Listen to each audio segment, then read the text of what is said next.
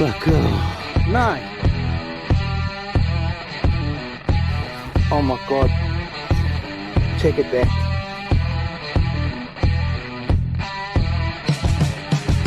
On the dais. First day out on the dais.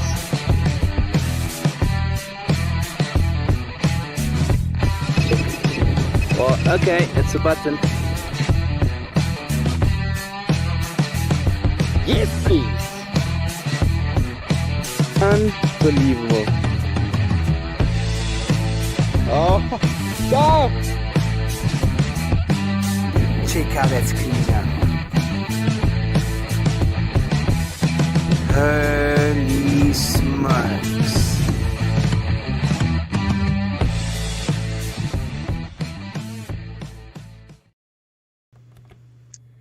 Right, guys. Hello, everybody. We are live. How's it, Carl? How are you doing?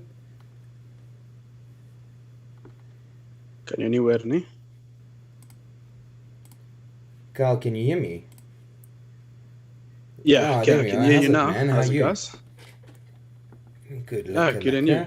Good. So we are good. live. I'm not sure how many guys are on the stream yet, but yeah. Oh, there we are. I can see we've got 9 guys. So hello, everybody. Welcome to this Friday night live stream, and yeah, we're gonna give it a couple of minutes. I'm sure you guys have read the description. What tonight is about, and we're just basically going to have a chat about some gear, have a chat about some gear, some inland hunts, and we've got a special guest, John from Metal Detectors South Africa. He's joining us, eh? What do you think about that? Yeah, that's going to be awesome. Sure.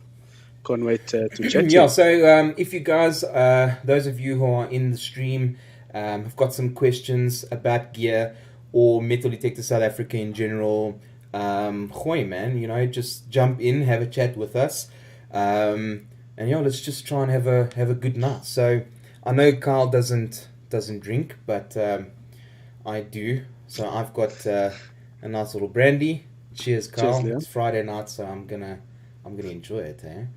How's it, Greg? Got my water ready. Let's do it. Yeah, guys, like always, please let us know what the audio sounds like. I know the last stream, Carl was a bit louder than me, so just let me know. Just let us know if you can hear us and everything is lekker. So yeah, Mr. Fantastic, how's it, Chana? Thanks for joining us. Please, please jump in and have a chat to us. So, a few things. That I want to talk about. So, yeah, I think last week's episode, or this week's episode, I should say, Monday night. Hey, the guys, for sure. I'm sure you guys had a look at that. If not, go and watch that episode. It was an epic Sunday. Carl was out with the XP ORX machine for the first time ever, and he ripped me a new one, a proper new one. So. Yeah, for sure. Yeah, why don't you give us a quick summary of what you found, Carl? Because it makes me a bit gnarled, It makes me a bit green with envy, I should say. Hey? I can imagine. So I know it's one of Leon's, if not the best, or it's a bucket lister. Bucket lister. Probably one of my most ultimate bucket listers. Bucket lister. Hey, Carl pulled out a snake for sure. buckle. A snake buckle. How crazy is that? So, yeah. Yeah. So it was my first time out.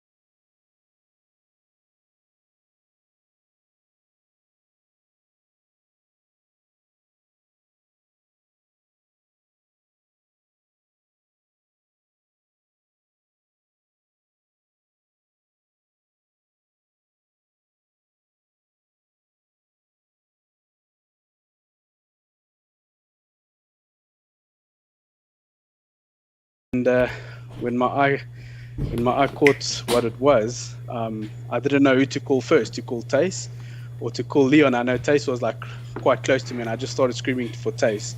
And I said, Tace, come have a look here, come have a look here. I've seen this thing only in photos. And I was like, wow, my heart, like, I don't know if it was pounding or if it actually stopped it. But yeah, it was crazy. And I got onto the two-way radio, and I screamed for Leon. And yes, Leon started running. And I'm sure you guys saw that in the video. When he got to me, we did a little prank, and I dropped a $5 in his hand.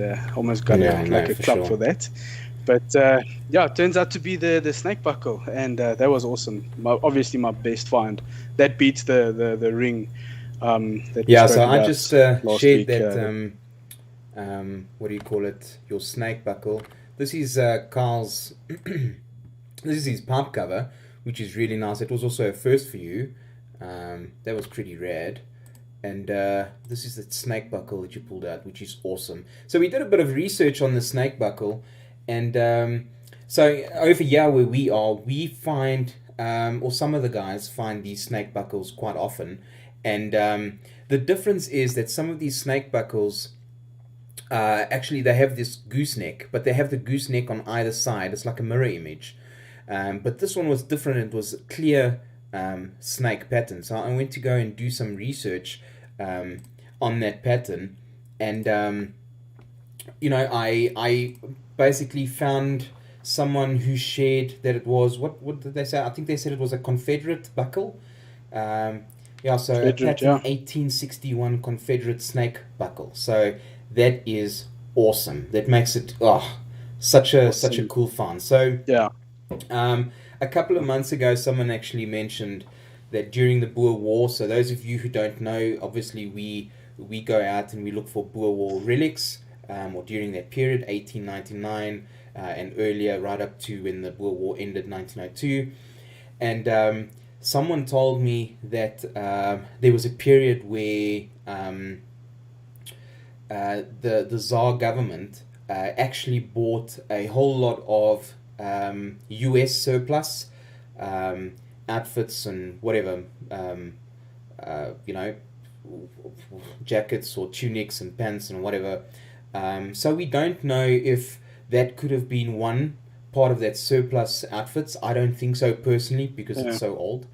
Or two, wasn't actually a US officer that was in that area. So we've kind of pinpointed what's going on there, or what happened in that area, and we reckon that that was a old military post or military base. Hey, Carl.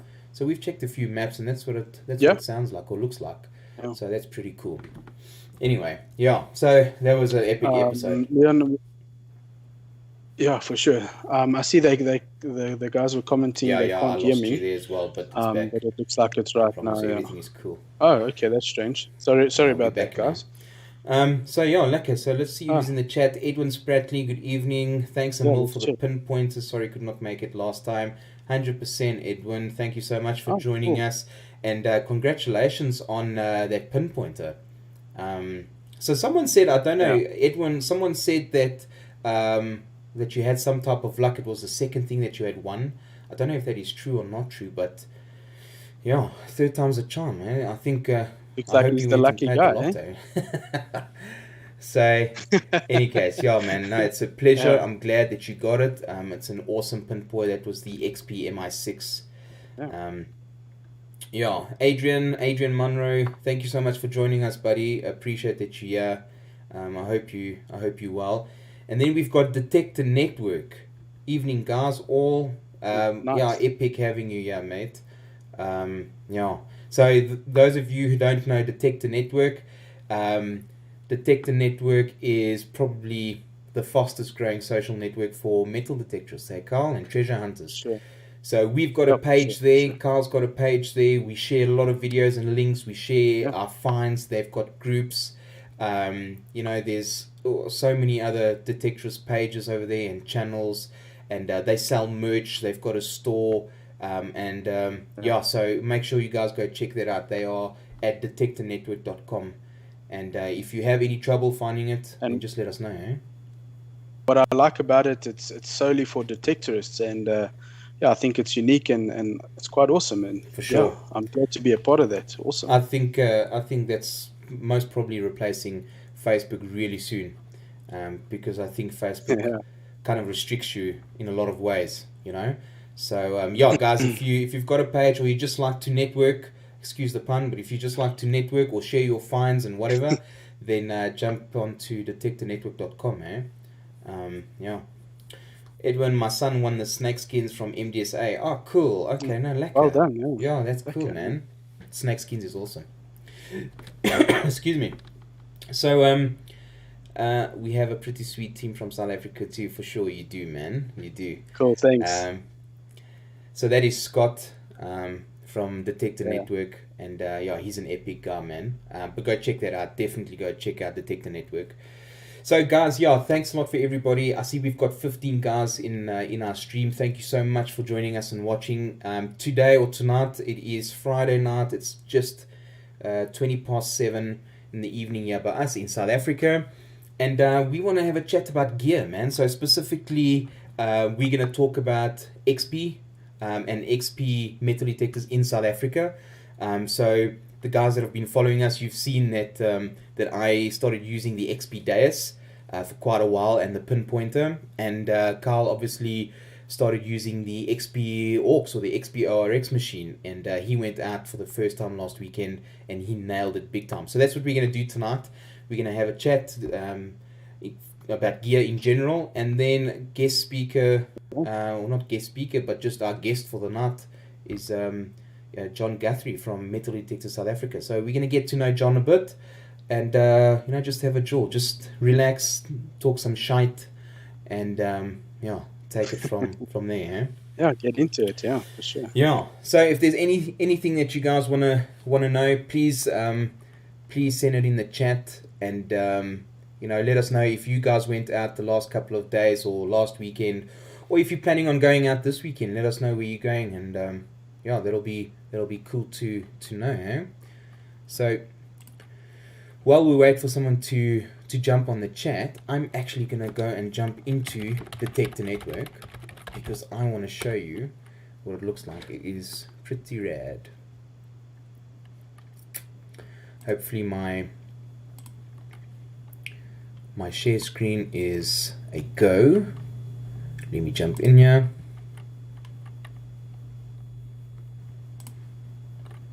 Give me a second. I don't see the share screen come up I'll yet. share it in a second. Cool. Oh, I see Digit Market. How's it? Digit Market Metal Detecting UK. Welcome, guys. Hope you guys are doing great. So check out this. So this is basically Detector Network. This is my personal little profile or page, and yeah, you can see they've got groups, albums, they've got a market, my articles, sell items, jobs, offers. They've got a bunch of features, and if you go into my page, you can follow ZARRPS Metal Detecting South Africa, and yeah, we share everything. Yeah, we shared our little live stream about 2 or 3 weeks ago, and some videos and our finds. So yeah, that's pretty cool, man. Make sure, again, detectornetwork.com, and if you haven't joined them, make sure to go and join them and see what it's all about. So yeah, that's pretty cool. So Carl, I think, why don't you give us a bit of feedback on your ORX, eh? How do you find it so far? So I don't know if you guys know, I've been using the Simplex for quite some time now. I've probably done about 100 hours on the Simplex, and I really love the Simplex. And as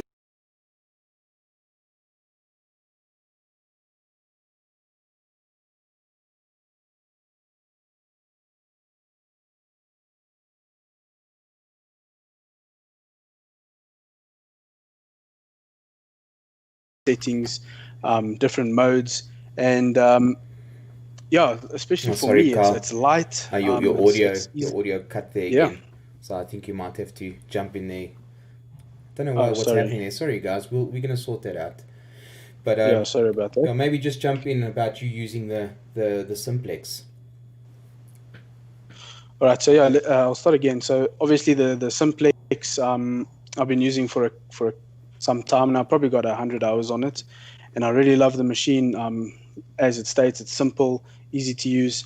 To the ORX, I think awesome machine, very lightweight, easy to run, easy to understand. The modes, the settings. When I initially got it from MDSA, quite a machine to get used to, and I was actually scared of it. But to be honest, I was out in the first couple of minutes, like 30 minutes. I actually knew what was going on. The tones coming through. I started obviously the IDs and things like that. And what I really like about the ORX is it's got that iron probability, and we hunt spots where there is quite a bit of iron, and we like to listen for the iron, just to see where the guys were at the time, and yeah, just to help me, especially me, not to dig the iron. And I think that's a really cool feature that I enjoy on the ORX, and just the simplicity of it. Like I said, I was quite scared to run the machine, but yeah, I found it quite easy to use. And what's really cool is it's all wireless. Got your wireless headset, and it all pairs so easily. There's no, you don't have to battle to get the thing up and running. And if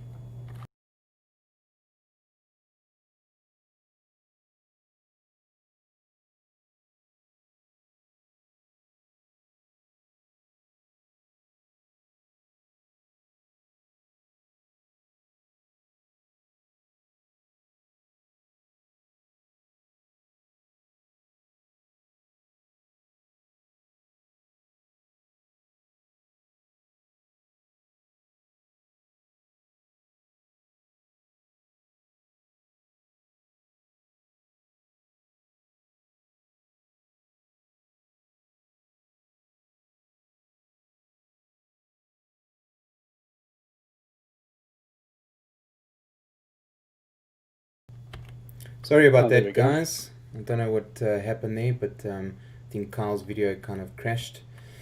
So, yeah. Any case, I don't know. But anyway, the ORX, awesome machine. Yeah, I don't know how much you guys got of that. I didn't actually realize we got cut there. I was really into that. So yeah, but an awesome machine. You guys can go check it out. Sorry, Carl, we completely spoiled that for you. Sorry. So I think something. No, I mean, cool. obviously, I've been using the DAS for quite a long time, and what's really awesome about the DAS is that lightweight setup. Number one. I think with the headphones, so I like to use the DAS personally without the controller, and I just walk around with the shaft and the coil on there. Especially if I set it up in a specific way, and I just walk around with the headphones. And something that I picked up that it makes a world of difference when you use the WS4 headphones. I know you've got the audio headphones yourself, Carl. That's slightly different, but your headphones, the manufacturing type on how it works is exactly the same as mine. But you know that if you walk around with the simplex or any other type of headphones, when you have those headphones on, you hear nothing else except for what the machine is telling you, and that can become a bit annoying. So the WS4 in your headphones makes a huge difference, because you can walk around, you can have your audio of your machine, and you can still hear what's going on around you, if someone's talking to you. So that's pretty cool. I find that really awesome. So I'm working on a nice little video about the XP DAS. So I've used it for over 100 hours now. which is great. So I have an opinion now. So yeah, I'm working on a nice little video to show you guys what that's about, what I think of it, and yeah, I've used a lot of machines. I'm still a fan of Nocta Macro, but I can tell you XP is really testing my loyalty, you know, which is it's really a rad detector. And I walked around with the ORX as well for a bit. That iron probability is really super cool. So let's jump in. I'm going to have a look at who we've got here. I see we've got 14 guys in here. Thanks a lot. I don't know why, but we're having some technical difficulties. But just stick with us. We're going to sort it out. It might be some bandwidth, or it might be someone in the background messing with us on a Friday night. It might be my brandy as well, but I don't think so. So sorry, guys. But we're back. So, yeah, Frank, thank you so much for joining us. I'm not even going to try and pronounce your surname because I'm most probably just going to mess it up. But thank you so much for joining us. I see you saying you are coming nice and clear now. Thanks a lot. Appreciate that. So it's something specifically we want to talk about tonight as well is XP in South Africa. So we've never really had, or I've personally, I don't know about you, but I've personally never seen a supplier that had XP in South Africa, and I've never really seen anybody use XP detectors in South Africa. So that's really cool. So we're going to jump in and talk to John and, you know, get to know him and what the plan is for XP in South Africa, and, you know, to see if there really is a market. I'm of the opinion that there's a really big market, especially with the ORX machine coming in. I think you've proven last weekend that it makes for an epic relic detector, you know? For sure. Yeah. So, okay, guys, let's jump in. Let's see if John is available. We're going to try and get him into this chat, and then we take it from there. Eh? What do you say? Yeah, let's do it. Let's have a look. Hey, John, can you hear us? Hey, guys. I can hear you. Cool, man. Thank you so much for joining us. So, John Guthrie from Metal Detectors South Africa, thank you so much for joining us. It's going to be really nice. I know we've had a bit of difficulty, but I'm glad to see your video and all that is working like it. So, please let us know if John's audio is coming through, and yeah, if there's any other glitches, we'll take it from there, eh? All right. Yeah, thanks, guys. Thanks for having me on. I've been following your channel for a while. It's definitely South Africa's premium YouTube channel for metal detecting. That. So I'm privileged to be on your show. Thanks, guys. Shot, John. Appreciate that. We know you've been supporting us for a really long time, and yeah, we appreciate you, I think, more than anything else. So, right, John, I mean, we know that you are the owner of Metal Detectors South Africa, and obviously we know that you are a detectorist yourself, because we see on your channel, you know, you go out, and you've recently gone out, you know, inland hunting as well, but we know that you're a beach guy. You're down in the Cape somewhere, in the Western Cape, I'm sure. Yep. So, you know, can you tell us a bit about Metal Detectors South Africa? How did that start? Where does it come from? And how long you guys have been going on for? Yeah, sure.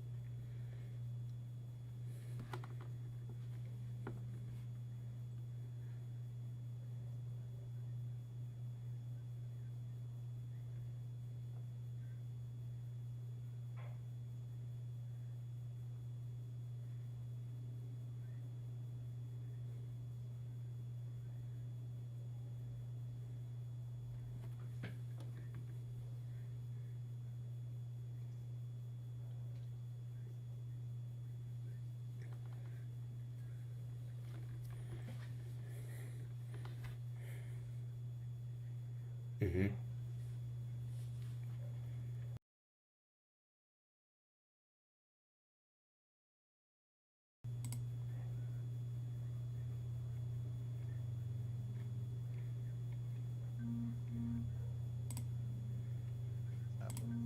And at that stage, I was just online, so I had to talk very nicely to let them allow me to sell online, and that worked out well. And then I changed businesses, and in 2015 I set up an outdoor lifestyle type of business. And one of the branches, or one of the channels that I wanted to specialize in specifically, was the metal detecting. So that's how MDSA was born. So it was around about 2015. And we then slightly 2 years after that, sort of decided I wanted to bring in our own range, own brands, expand the market, grow the hobby in South Africa, which is when we then got involved with Nocta and most recently XP as well. Yeah.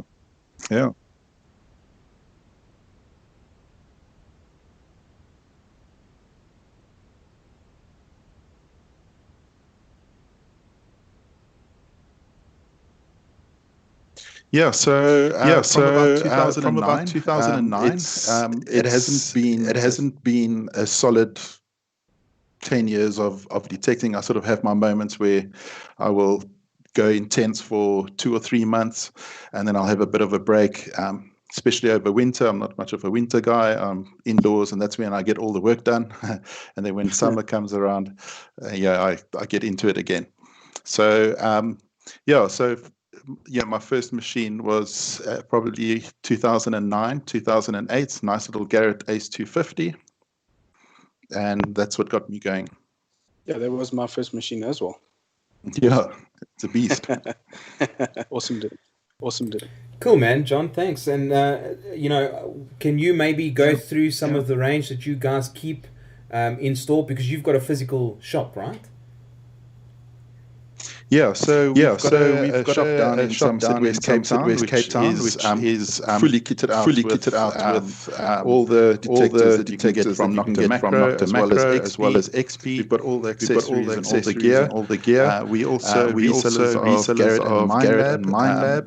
We've got an online shop as well. Metal Africa. Majority of our sales happen through the online channel. But we do get a lot of guys coming into the store who want to touch and feel the product, and that's important. And that's important that we be able to offer that ability. And then there's guys that want a bit of help, and it's a bit difficult doing it online. So that's where it's handy to have a store and a shop and a shop. So do you guys offer that service? You allow guys to come into store and maybe test drive, so to speak, some machines, and have a look and get some advice from you guys? We're actually a team of 9 at the shop there. We've got myself and Avia, who are sort of the dedicated metal detecting guys. So if somebody walks into the shop, either they'll be helped by myself or by Avia. And so we have got the range there. So often the customer, we would show them the various options. They'll have a swinging and a feel. But most of the time, the customer's already made up his mind. There's so much online resources available, and before a guy goes and buys, they do their research, they do their homework, and they've actually made up their mind. They might just come in and ask some final questions, but pretty much we find the guys have made up their minds. But it's like I say, I was speaking to somebody this evening, because most of the sales happen online. You get new guys. You don't have the opportunity to actually spend half an hour or hour with them, switching the machine on, showing them the basics, how to ground balance, what are the best settings for the beach. And I think that's something we can touch on it a little bit later. Sure. But going forward, I want to create days where we can actually have that, and have a day in Cape Town where newbies can come and try and learn. Have something up in Gauteng area if you guys are keen. I'd love to get you guys on board with that, and have days like that around the country. Yeah, definitely. I think that really makes a difference when you can do that. When you're in an area where obviously you're probably also familiar with the annual hunts that we do all over South Africa. Yes. And I think that makes a massive difference, because what we find and what I find when we go to these annual hunts, people have got different machines, and that's really the only place where you can get together, have a look at what machine this guy has got, and maybe pick it up, have a feel, and take it for a swing or two, and that's really nice. So I think if you have this little event, or even if it's like a day hunt, I mean, I do quite a bit of day hunts every now and again with a few people. Set up a little gazebo, and you just have a bunch of machines, especially with XP. I think that'll be cool, where people can come and pick up an XP Deus or an RX and test drive it. Yeah, absolutely. We need to do that. In fact, that was on the cards for this year, and then obviously with the pandemic, sort of delayed things. But definitely in the new year, we will definitely start doing that. We've also sponsored a lot of guys, and part of the reason why we sponsor guys is we want to give back to the hobby, but by kitting out guys with gear and detectors, we have got somebody that we can pick up the phone and say, hey, Alan, we've got a guy in the Strand area. He needs a few tips. Would you mind just showing him? And they will get in touch with each other. So that's part of the reason why we sponsor guys, and that's sort of what we would like back from the sponsors, is to be able to sort of help out where needed. So we've got a few guys around the country, which if there's somebody that needs some tips and advice, they can do that. So we also looking to, with the Nocta Macro, we've got Team Nocta Macro, where we've got a couple of guys that we've sponsored, and we actually want to make a call. We are looking to sponsor guys with XP kit. We're specifically looking for experienced detectorists who are familiar and enjoy inland hunting, relic hunting, Anglo-Boer War sites like you guys are doing. So a call out to those guys. Get in touch with us if you feel that's something that you want to be involved in. We'd love to have you on board. That's really cool, man. Oh, that's cool, yeah. Okay. John, sorry, just a question, John. I was wondering, do you guys offer after sales and repair services for the machines that that's a good you guys question, buy from you guys? Absolutely. So, Nocta and XP are premium brands, and with that comes a responsibility to offer world-class service, backup, and support. So every order that we place, along with that comes a percentage of spares and electronics and things that we need to replace. So when it comes to the warranty side of things, we don't mess around either. If there's an out-of-box failure, we don't ask questions. We'll probably send one to the customer while the other one comes back. We don't want to mess around. We try and help out where we can. And it's after-sales service is a big part of the business. It's not just about selling a machine and moving on to the next thing. We want to build a relationship. If it's technical info that the person needs, we're a phone call away. Our phones are always on. Nocta Macro have got a 2-year warranty. I don't know if you guys know, XP have actually got a 5-year warranty on their machines. And awesome. They've actually got a 10-year lifetime guarantee, or that's not the term, not a lifetime guarantee, but they've got a 10-year agreement that should they discontinue a product, they will, for the next 10 years, they will have sufficient parts to be able to service the product and replace parts that go bad. So let's just say tomorrow they decide they're going to end a product. Whoever's bought that product, they can be assured that for the next 10 years they'll have backup and support for that particular product. That's really cool. Oh, that's awesome. All right, so I think there's a few people that's actually joined the chat again. Tanya, thanks so much for joining us. It's nice to have you here.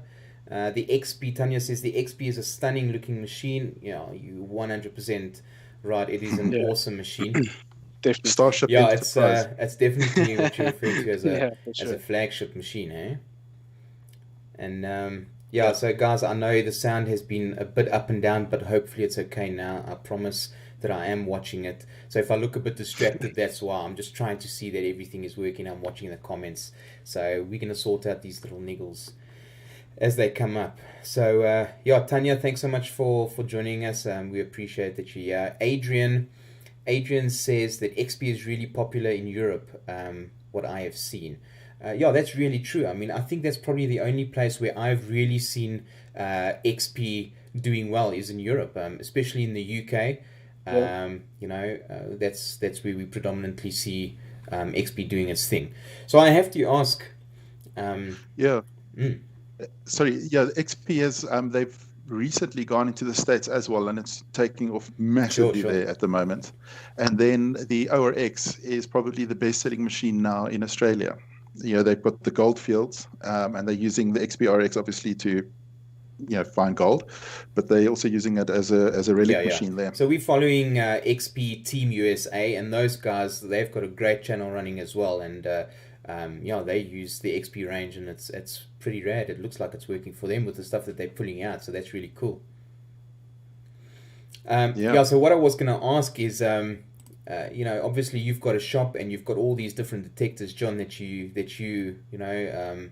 can use and try out and whatever. Is there a specific detector that you really go for or that you enjoy more? Obviously you're on the beach and you can, you've got the ability to go inland and beach hunting. So have you got a favorite? I need to be politically correct here. I represent 4 brands, so obviously. Sorry, I set you up there. Yeah, a loaded question. I started out with Garrett. My first detector was a Ace 250. I then got myself the 80 Pro. I love that machine. Again, great on the beach. For those, for the machines that were available at that time. I then upgraded from the 80 Pro to the 80 Max. That was the first Garrett machine that had the wireless headphones. And I didn't really enjoy that, so then I switched over to Minelab. I got myself an Equinox 800, and I absolutely love that machine. I've still got my Garretts. I've still got my 80 Pro. I sold the 80 Max. My Minelab Equinox 800 is going nowhere. I love the machine. And obviously with bringing in the Nocta Macro end of last year, tried the Simplex, enjoy the Simplex for what it is. My kids absolutely love it. So my family, they all use the Simplex. And recently I've now jumped over also to the XP Deus, and I'm really, really enjoying that machine. So at the moment, my favorite is the Deus. Learning the machine as well. I've only got a couple of hours on it. I haven't had much time to go out detecting. And my son, he just took out the RX last weekend for the first time. And Carl, like you say, I was also in the beginning sort of, because it can be a really technical machine, but it is a switch on and go as well. I mean, you switch it on, hit your mode, and it's as easy as any other machine. If you want to dive into the settings, then obviously there's a myriad of settings that you can go into, and that's that makes it really expandable and can suit all different types of hunting scenarios. So in terms of favorites, I've had them all. I love them all. I don't really have a favorite at the moment. I'm enjoying the Deus. Okay, so the Deus maybe for inland hunting, and the Equinox for your beach type of stuff. Definitely Equinox with the multi-frequency on the beach is an excellent machine. And then the Deus for the inland hunting. So okay, cool, best of both worlds. So we've got Imran Khan. Thanks for joining us. Best treasure hunting detectors. You might be onto something there, Imran. XP is really something else, which is really cool. So man, what else have we got here? Who else has joined us? So we've still got a few people in the chat. I don't know. Is there something that you wanna know, Carl?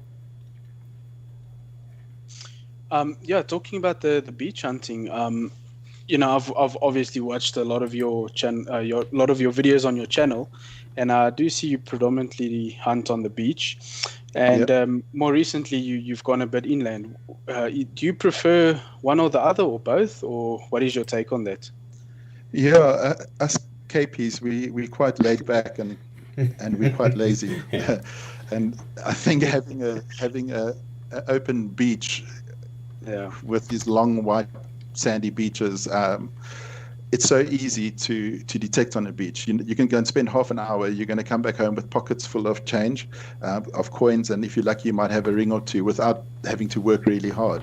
And the beach is right there, so it makes for really easy beach detecting. And unfortunately, I think a lot of us guys in the Cape, we're going to go detecting. We go to the beach.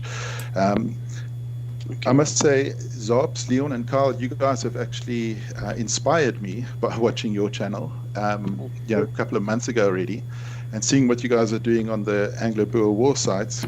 And that sort of got me going. And obviously now also having what I think is the ultimate relic machine being the Deus and the RX, I really want to do sort of experiment digging inland, which I hadn't really done. Yeah, it's not that easy. You need to, especially down here in the Cape, we don't have the open places like you guys have. So we need to find permission and ask for permission. And as you know, that's not really easy. I have just recently found a really interesting spot, and I've gone out there now the last few weekends, and I'm absolutely loving it. And what goes with that is researching the area and researching the history, which forms part of the hobby. And us beach detectors, we don't really think about that side of things. We go to the beach and we detect and we find coins and we come home. We don't really do any research. So that's been, that's opened up a whole lot of exciting ideas and insights for me. And I'm excited. Even if I find a coin, I found a harmonica reed the other day. I know you guys find them by the dozens, but that was the first time I found a harmonica reed, and I'm in a field in the middle of my town. And you wonder, how did it get there? What was the history around this harmonica reed? What were they doing when they were playing it in those days? So I am enjoying the we saw that. I watched Okay. that video that you posted, and you found the harmonica reed. And there's something really special about a harmonica reed. Is number one, it is super old, and you know that it kind of sets a date on the area, where you're hunting. Besides that, it gives you an amazing signal when you dig it out, and it gets us every time, Sweet. It's a coin or something amazing. But other than that, I mean, it's also a really, really personal item that you're finding and that you're pulling out. It's something. I mean, harmonicas in those days was something that was so personal to that person. He kept it with him. When he was alone, he played a tune. When he was happy, he played a tune. When he was with his mates, he played a tune. And it's I think it's a really special item to find. I mean, I love finding them. We love finding them. I think we. Tell me, I've got a question for you. So, why are there so many harmonica reeds out there? And what happened? Did the guys just drop their harmonica reeds, or did they succumb in a battle and the harmonica reed fell out? What do you think? I think those harmonica reeds were made out of a mixture of steel and wood. And I mean, guys, if you're in the chat, correct me if I'm wrong, but they were kind of. We find harmonica reeds, and we also find a lot of whole harmonicas every now and again. So in that case, some of them have these wood pieces on the top and the bottom, and you actually just find the frame and some harmonica or some reeds in the middle. And that's really cool. And the guy actually lost it. But I think those reeds, they could actually break eventually over time when they wear out. Because also there's a lot of moisture that goes in there. So some of those reeds would rust and over time break and lose their tune. And they could actually remove them, chuck them wherever and replace them or buy a whole new harmonica. So that's my theory. So I don't know. I see Greg actually that makes posted, sense. he said harmonica reeds are cool personal finds. Let me scroll down. He said that. I don't know if he stopped his sentence or whatever. But yeah, Greg, you're right. Harmonica reeds are really cool finds. Edwin. Okay, we'll answer your question now, Edwin. He wants to know if there's any active clubs. There are some, not clubs, but there are some places that you can get together with.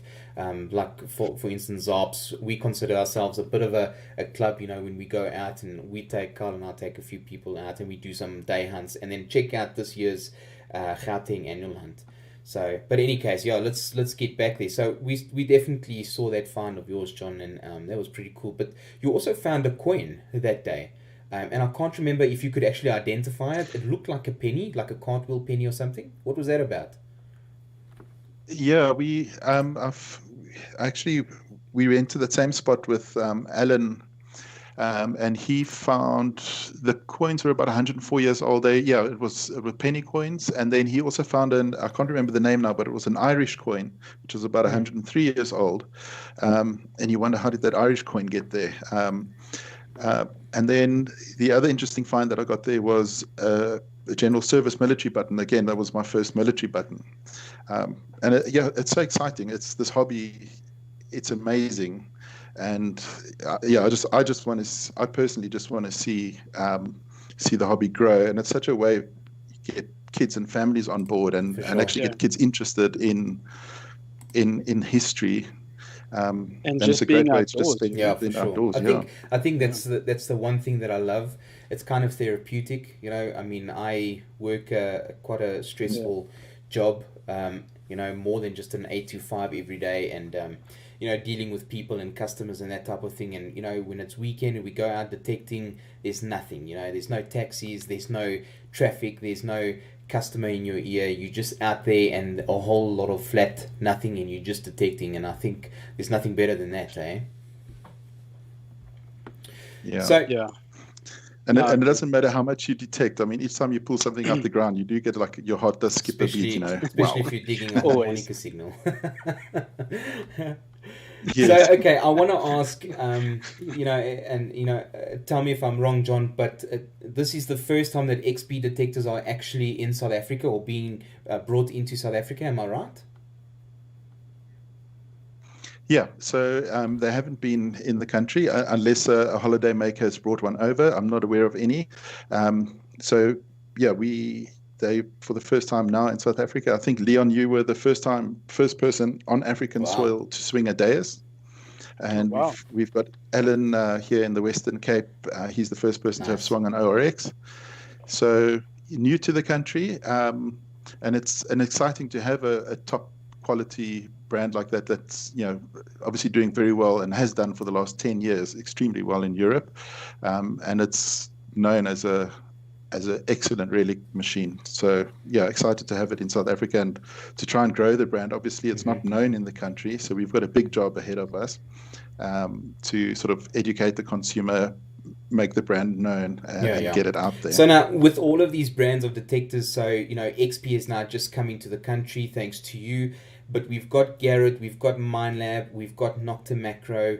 I've seen a few other machines in the country. I don't know if they were brought in at one stage, but is there space for XP detectors? What's the plan for XP in South Africa?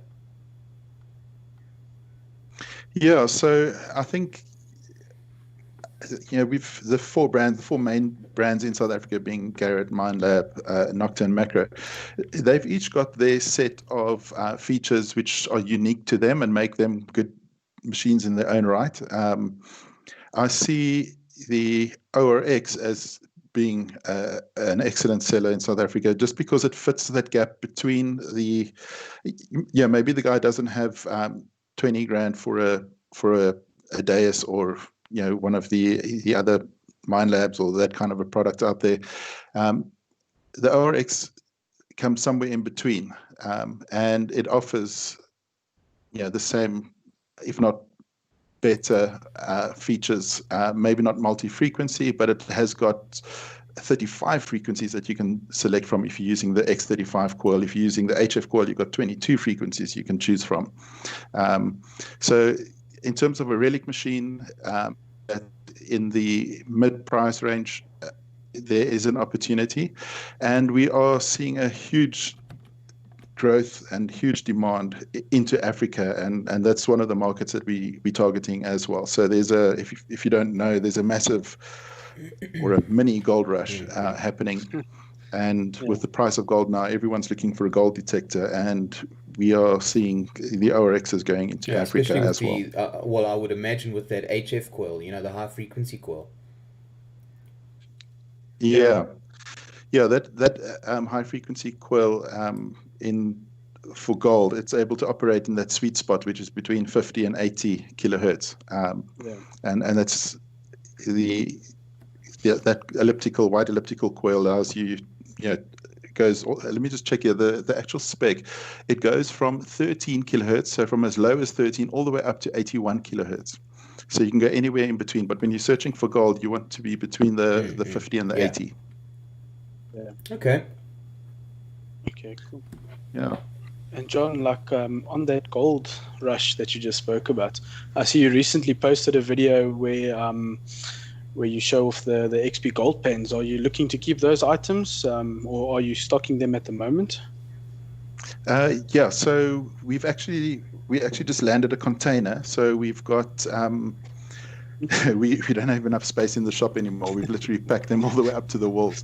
Wow. We've got tons of gold pans that have come in. So XP have introduced, they've brought out a new range of gold detectors, gold pans. They talk about XP technology in gold pans. Now, if you look at a gold pan, you think it's plastic, it's a bowl. What more can you do about it? But if you have a look at the detail, they've really thought about this. In fact, the guy who designed the gold pans, he's a 2-time or 3-time champion, and they've got a special texture on the inside of the gold pan which allows the fine gold to stick to the pan, and then they've got a series of different riffles. So they've really put a lot of thought in it.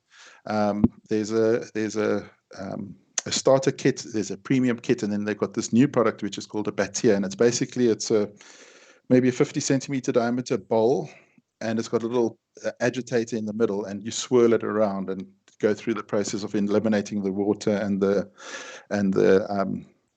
soils. And I actually did some research. There's a massive gold panning association in South Africa, Gold Panning Association of South Africa, and it's quite advanced. In fact, the World Championships are going to be held in, I think it's Pilgrim Rest in 2023, and I didn't realize that these clubs are available. We've been selling other brands of gold pans for a while, so excited to see how that goes. And then, sorry, man, I've got all the questions tonight. Sorry. I see you also have another brand called Big John Gear. Where does that fit into the whole metal detecting picture?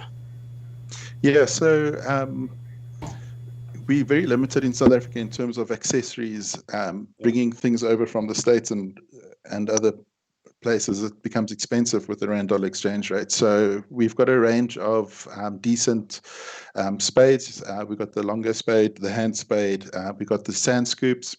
And then we have also introduced little knickknacks like a gold scale, a little magnifier loop. I don't know if you guys have tried that loop. That's that little magnifier. It's awesome. Yeah, it's amazing. Yeah, especially the LED lights.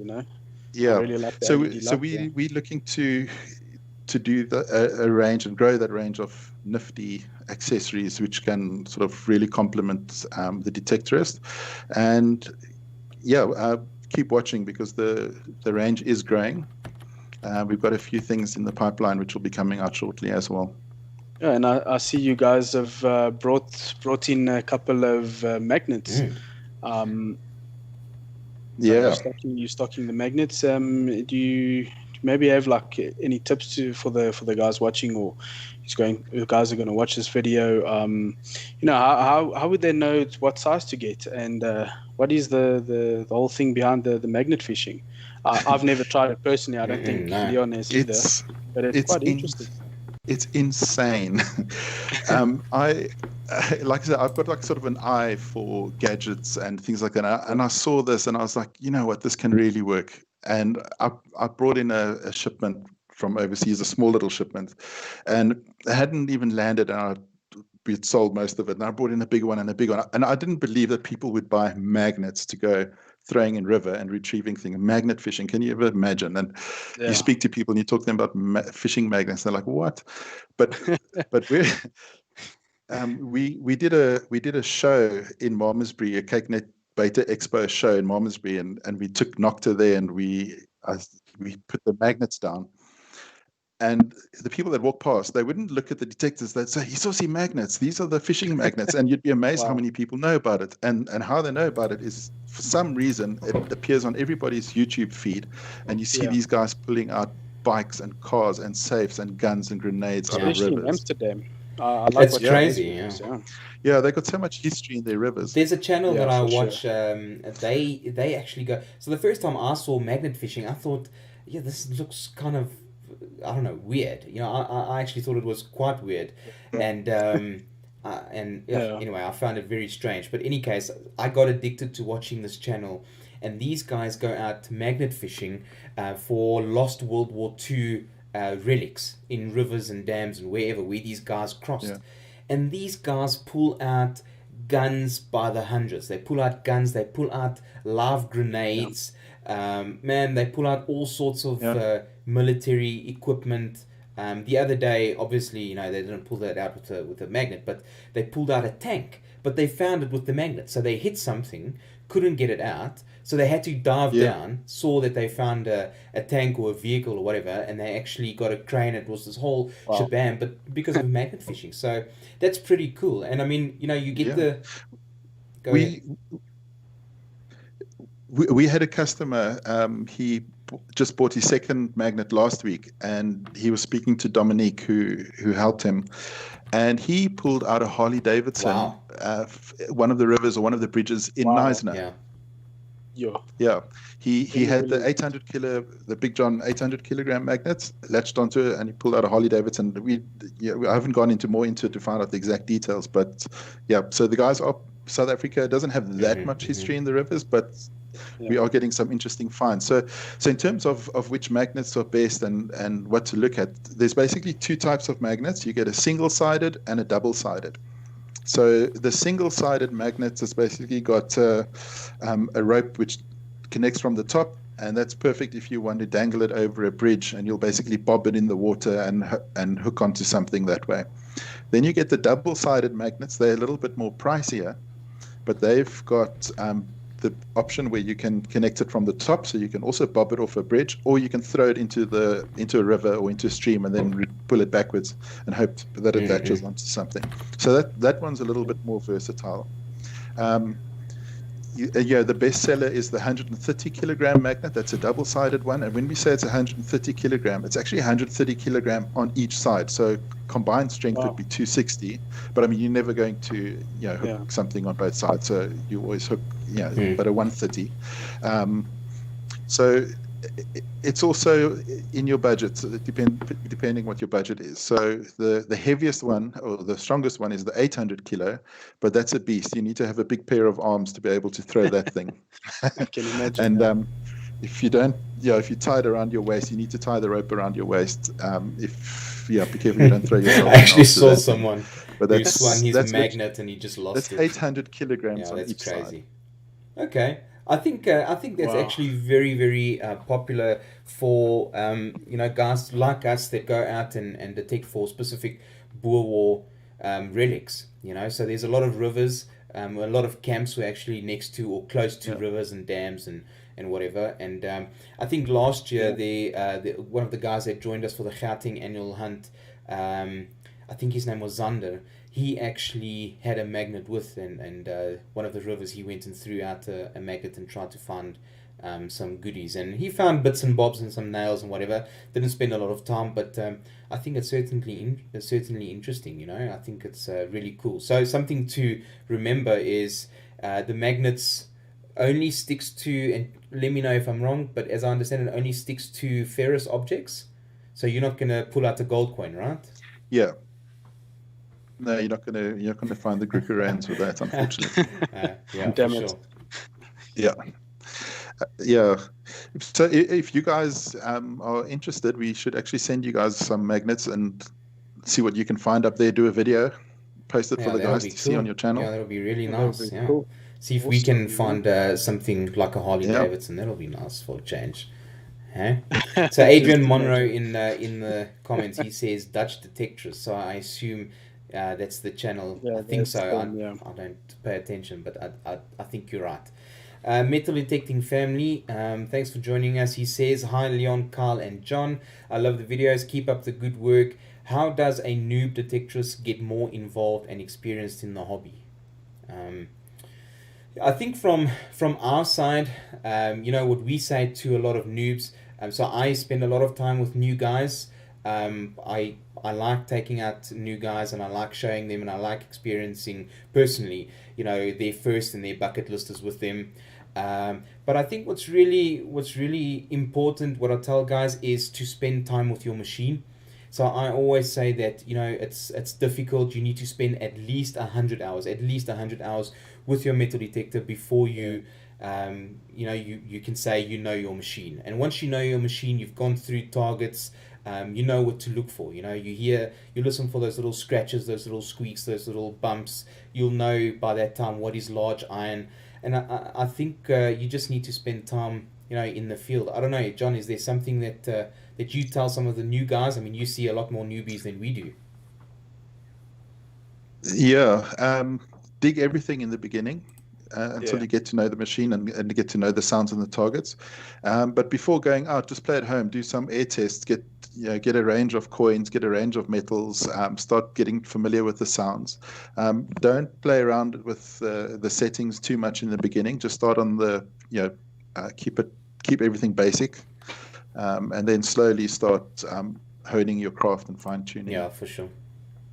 And YouTube is your friend. Watch YouTube videos. There's a lot of videos and tutorials, and you learn so much as well. But watch ZARRPS channel, but get out there and just detect. Yeah, I think for the South African guys, what makes it easy is I walk around with a GoPro, a live camera when I can, and when I go over a lot of targets, I say this target is coming in the 60s, a mid-tone or a low tone or a high tone. And if you're in South Africa and you see, if you're going out looking for Boer War targets and you see what we're taking out and what range, you're in, most of the VLF machines that are, in between 0 to 100 VDRs, they are more or less quite similar. So the mid-tones will be the same with the foil and, gold range and pull tabs and the higher tones for coins and that type of thing. So I think that's a really good point, is watching videos relating to other channels and learn. Yeah, and the other thing is, it's a steep learning curve. Don't give up. So when you're watching a YouTube video, you're seeing the guy detecting, and every minute he's digging a hole and he's getting a nice find. That's not how it really works. You're gonna dig 10 holes, and you're gonna find tin and foil and junk, and then you might find something good. So it's a steep learning curve. It's a lot of work, but stick at it. You'll ramp up that learning curve quite quickly, and then you'll see your finds rate will start improving. I see Lucinda says a noob needs to remember that all holes matter. She's quoting one of my favorite YouTube channels, the Hoover Boys, Hoover Boys, not Boils. God, I got that wrong. Hoover Boys. I love you guys. Please don't block me on your channel. The Hoover Boys. Anyway, I see it came out completely wrong. Shit, those guys are never gonna do anything for me. And then I see Digging Canuck.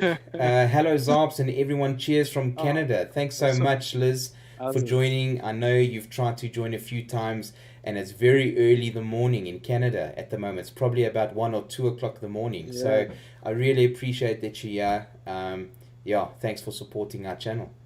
I've got a question for Canuck. Go ahead, John. Is the snake skins named after you, Canuck? Can you let us know? Because there's the snake skins. I forget the color now. I think it's a blue color, if I'm not mistaken. I think it's named after you. Maybe let us know in the comments. Yeah, So for you guys that and girls that don't know what snake skins are, those are some really, really cool. What do you call them? Coil cable. Sleeves. Yeah, have you got one there? Sleeves. Are you going to show us? Sleeves, yeah. Check that. You see? Yeah. So there's a nice little green and black. Yeah. So a nice little sleeve for your coil cable if you do have a machine that has a cable. It doesn't work on all of them, as I understand it. So yeah. Yeah, it's compatible with the Equinox and the Simplex. However, they are about to launch the slightly bigger neck, which will work on the Garretts. Okay. Digging Canuck says, I wish it was, but the red and white is called Canuck. So we'll just pretend that it's named after you, Liz. Don't worry about it. Yeah. Yeah, it's named after Liz. We all three. Yeah, I thought it was. So I watched. I couldn't join your live stream again, but I definitely watch it. I promise you, Liz. It's just a bit of the time zone issue. But Liz was talking about covering your holes. So she went out to a site where she tried to dig, and when she got there, she was completely put off by people or detectorists that were digging and weren't covering their holes. So I think that's a bit of a problem everywhere, you know. So I've been guilty of that. I have to say I've been guilty, but you learn. I think when you go out digging and you watch and you go to, especially when you go out to a site where someone else has been and you see their holes all over, it looks like a minefield. You kind of go, yeah, this is not where I want to be at. So I think we've all probably been guilty of that. But yeah, Digging Canuck made a really good point in covering your holes. So yeah, for sure. So getting back, I want to say, so I've got small kids. I've got a little one. My son is 4 and my daughter is 9. So something that I definitely want to ask is the mini horde. That is a really, really cool detector for the kiddies. Do we have a date? Do we know when we might get in some stock? I see that you have it on your site. When can we expect some stock, John? Yes. I am checking my inbox like every hour. I had a little whisper in my ear. Something is brewing. And I literally checked while we were chatting now. And okay, so the mini horde, there are 3 versions. There's the you got the Nocta Macro mini horde, the cool kit, which comes with little pan and a sifter, and a little spade for the kids. And when I say it's a kids detector, don't think for one moment that it's a little basic toy. It's not. It'll probably do better than some of the other machines on the market, but it's really well priced. Probably for a range, I would say age, maybe 6, 7, 8, 9, 10, 11. Okay. That sort of age range, and then you've got the Macro Mini as well, which comes in really well priced. So we're looking at 2,000 rand, and then 2,500 for the mini really horde. Well, so they were supposed to be launched last month or released. They just made a slight change to the arm cuff, and it's literally in the next day or 2 or 3 or a week. It's going to be. We'll be able to place our orders and get the stock here on the way. We're going to place a massive order because I know it's going to do well. I'm actually looking forward to getting my daughter one. She's 5 years old, and she's forever asking me, "Can she play with my machines?" and that's my mission. Is MDSA. We want to grow the hobby. We want to just get kids outdoors. We want to get families outdoors. I love bonding with my son. I mean, last weekend was perfect. We went out and we had a really good time. Kids just sit in Xbox and Fortnite all day. It's a nice way to get everybody outdoors. So if we can get them started young, we're going to have a new generation of detectorists coming through. And then other exciting news is literally while we were chatting now, I got a notification from Nocta Macro Simplex or Nocta Macro saying that the new carbon fiber shaft. Awesome. That's the lower shaft, eh? And it's awesome. Yeah, the lower shaft, and it's ready to order. So I've just placed an order, and it's gone and it's in the air today, and it's on its way. But we'll be placing another order in about 2 weeks, so we'll have those coming in. Looking at the price that they're releasing at, will probably be in the price range of about 800. That's a carbon fiber lower shaft. Will probably be in the region of about 800. So that's exciting. That's coming out now. It's 60 centimeters is the length.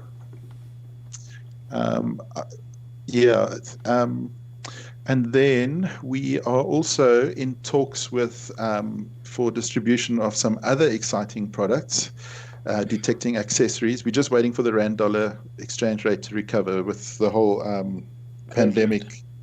Pricing is just crazy at the moment, so it doesn't help. We bring in all these cool detecting accessories and gear, and it's just overpriced. So we have to wait for that to recover. But I see the rand is recovering already. So maybe towards the end of the year, we've got some really well-known accessory brands, which have become like household names in the US, which will be coming through shortly. So some exciting things on that front. And then I just want to also end off. We've got a couple of programs that we want to get going.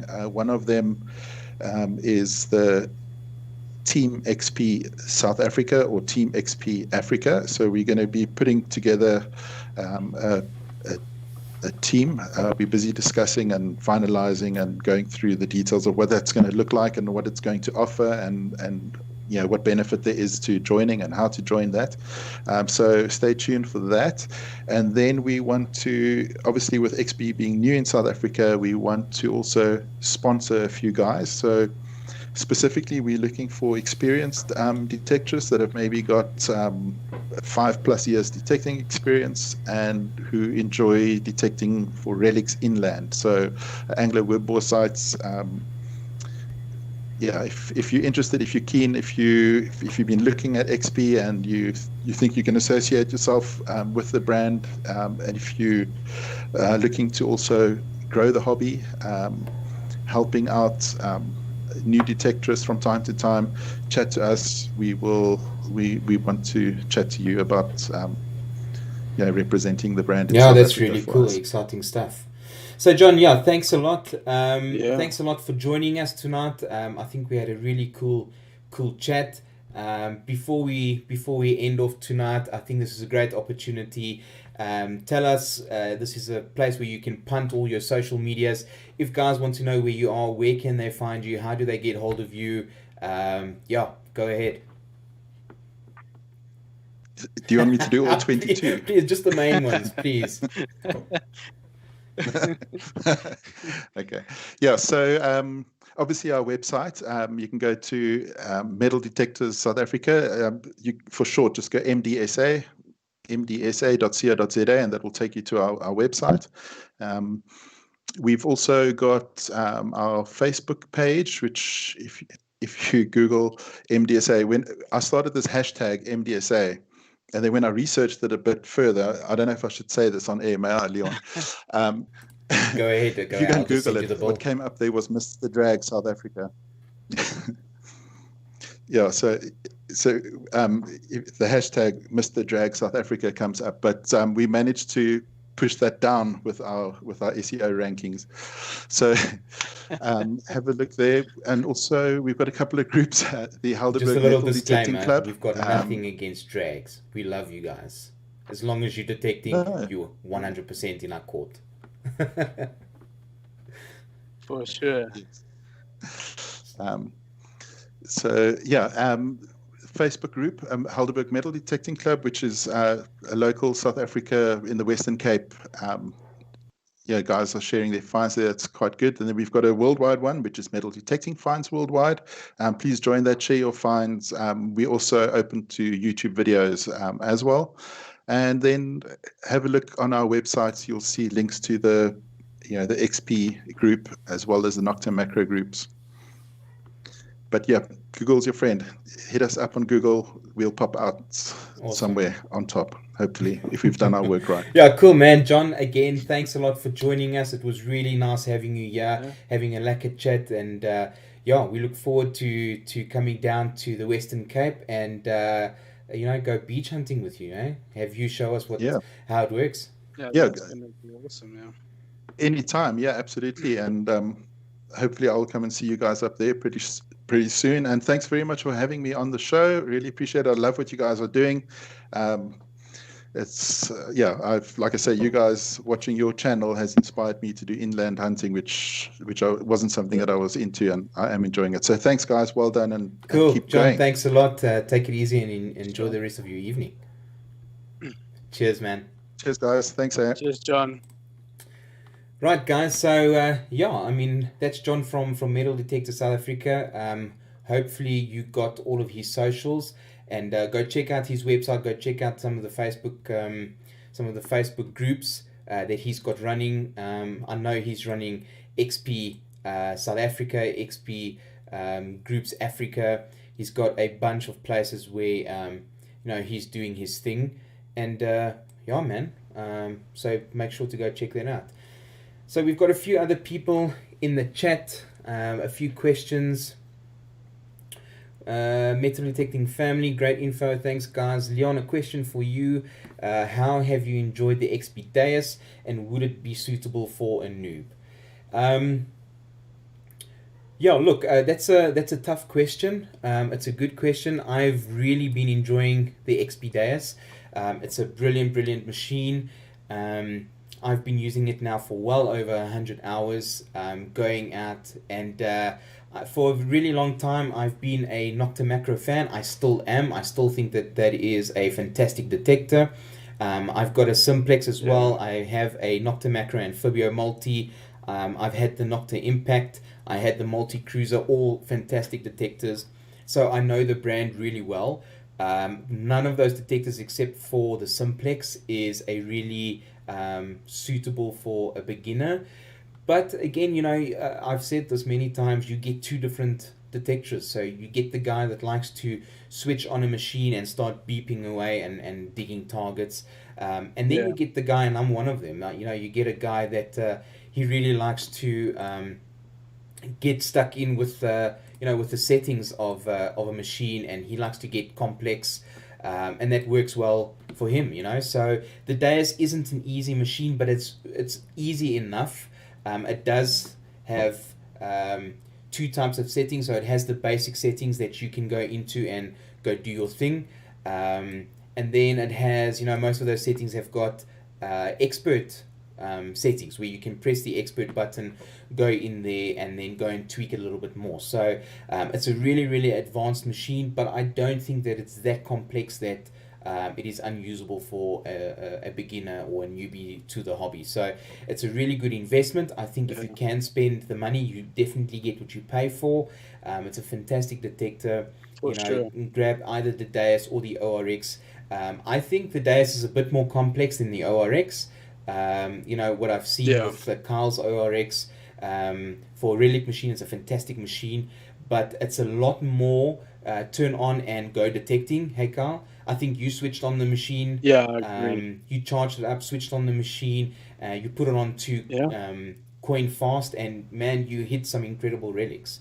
So it's definitely sure. both of those machines. XP as a brand is definitely something that you want to go and have a look at.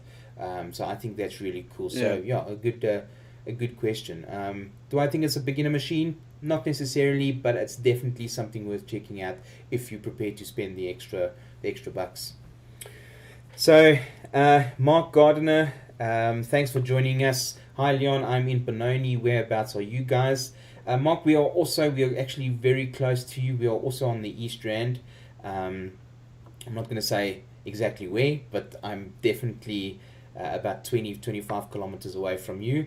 Carl is in the south, and we East Rand, so you're welcome to invite us to come out your side. We're fairly close, and we can go and have a dig with you,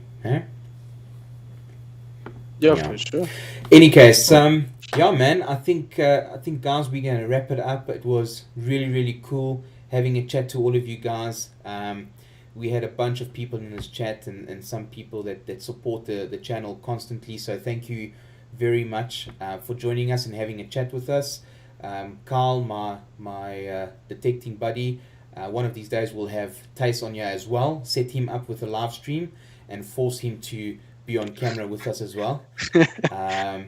Just imagine. So we are the ZARRPS 3 Musketeers. So I'm sure most of you guys have subscribed to our channel, but if you haven't, please consider doing that. We appreciate that. But for the most part, thank you everybody for supporting us. We really appreciate that. Commenting and giving us a thumbs up. It just helps us to get out there and do some proper content and find some targets. So last thing, make sure to go watch the episode from last week, see what Carl got out with the ORX, and we'll be out this weekend again. Hopefully I can go find my own little snake buckle, and we'll see you guys on the next hunt. What do you say, Carl? See you guys there. Cheers, man. Take it easy, guys. Have a good night. Cheers, guys. Appreciate your support.